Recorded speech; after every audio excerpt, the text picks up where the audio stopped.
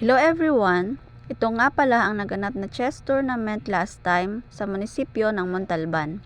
At kabilang nga ang aming mga anak na sina Solomon, Sarah at Magnus sa nagceremonial moves, kasama ang iba pang mga manlalaro. Nagpamalas ng kanyang husay si Solomon.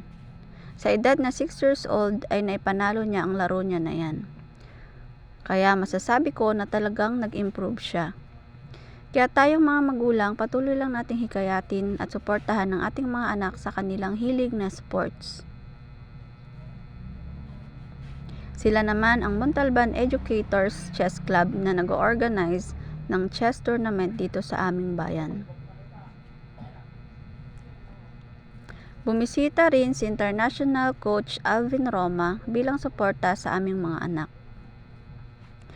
Thankful ako sa Montalban Educators Chess Club at sa aming LGU na patuloy na sumusuporta sa chess dito sa aming bayan. Sana tuloy-tuloy pa rin ang kanilang suporta maging sa international competition.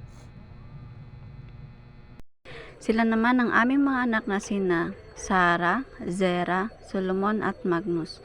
Maraming salamat sa mga followers na patuloy na sumusuporta sa amin.